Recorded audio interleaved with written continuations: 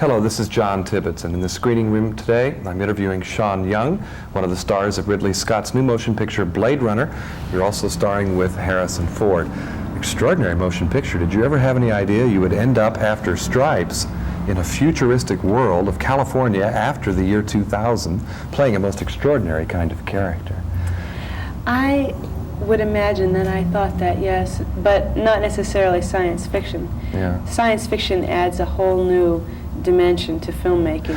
Well, I know musical comedy seems to be an ambition of yours or a special interest. Is that true? Ambition would be more accurate.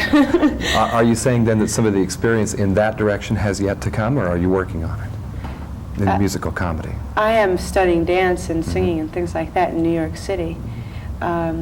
Musical comedies are an ambition of mine, and science fiction is something that is very difficult for me to understand. So when I made the film, it was very technical work. I mean, just as far as lighting goes and things like that, because later on they're going to add special effects to it, and they're going to do all those kind of things. You have to kind of imagine a lot of what's happening on the set that isn't there at all in a movie of this nature.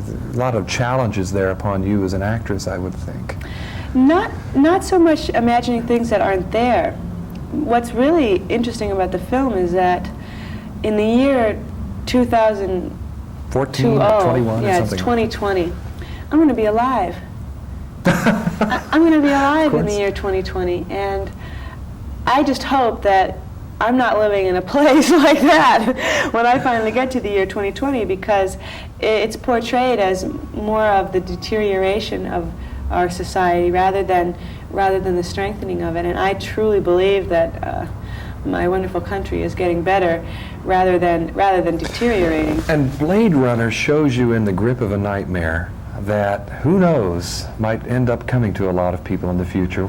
Describe to us the kind of nightmare you're in, the question about your identity. Well, the funny thing is that my character, Rachel, is absolutely possible by the year 2020. It's absolutely possible that I could be genetically engineered by that time. That's what made it very easy to play the character, because it is possible.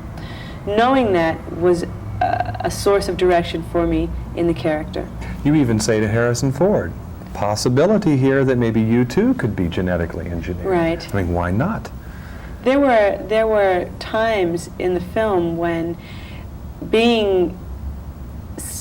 thinking about, I mean, as far as, you know, as an actress, you mull around for a long time trying to find who your character is. And you do that by yourself. You do that when you wash the dishes. I mean, you do that when you're on your own time, and it's just peacetime with your own character. And there were times when actually thinking about the fact that in the year 2020, I'm going to be alive, was sort of pin-prickling. And you're absolutely essential to the film, too, because that nightmare, as I've described, that you're in, really stands at the core of the movie. How do we really know who we are? And how do we know how much time is left to us? Now, because you have a limited lifespan here. If I have feelings, how does that make me any different than you? How does that make me less of a person just because I was engineered, if I have feelings as well? It's like an important question even now, you know, when you think about slaughtering animals and everything. I mean, there are some feelings that are aroused in a person when they watch Blade Runner, because it can affect you on many different levels as far as where our society is going and where we are as people and what we really take for granted. You know, I have to ask you this, pardon me, but so many of my friends out there will absolutely kill me unless I do. What was it like working with Harrison Ford, especially in the love scenes? Can't help it, I've got to ask it. No big deal. No big deal. No big deal, folks, really, no. Harrison was it wasn't, you know, my heart didn't beat, you know, with romantic love fever. Well, you're too busy perspiring all of the time. I'm too busy working on my own character to really be concerned with Harrison at that time. And Harrison is really too busy working on his character to really be concerned with me. And it's very strange that that would be the case in a love scene where, you know, two people are coming together there. But because of the nature of that love scene, because it's very violent, I mean, it's a it's not exactly the most tender love scene you've ever seen. Well, he kind of gets into a macho routine with you there when you're alone together, and I was struck by that in the script. I wasn't quite sure maybe what was going on there. You think you weren't I mean, as clear an what was android- going on? Think how I felt. What was it like? You have feelings, but as an android, do you have to be instructed sort of in how to love? Well, that's the whole point. Basically, what I am is a person who doesn't have any love or sexual experience at all. That makes me No comment on any right. of that. Okay. that makes me basically having no experience to draw from. So the intention of the scene was that I was running out because I was just reacting like that does not compute. You know, I just don't understand this. I'm getting out of here.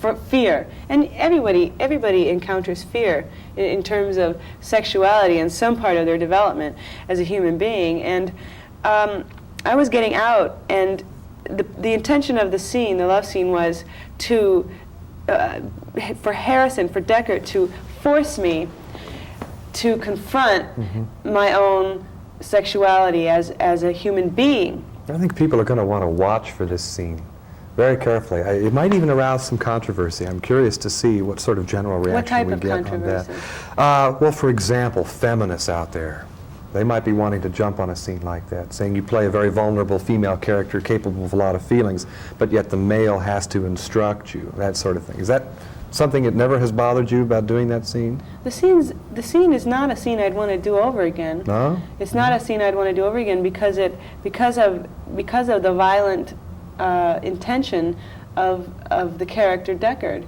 I mean, it wasn't a pleasant scene. It wasn't the type of scene where you go, darling. You know, I mean, that wouldn't have been appropriate in terms of that scene anyhow. So you just, it's meant to arouse that type of feeling in you. It's not exactly a real love scene. Really, you know, it's not a real love scene. Sean, we're about out of time, and I hope you'll permit me simply to say that in a film that's going to get a lot of press because of its special effects and with Harrison Ford and all of that, there's a wonderful vulnerability that you have that, for my money, really is at the core of this movie. And I want to congratulate you on a fine performance, and Thank you. all of the best to you in Blade Runner. I'm John Tibbetts. Thank you very much.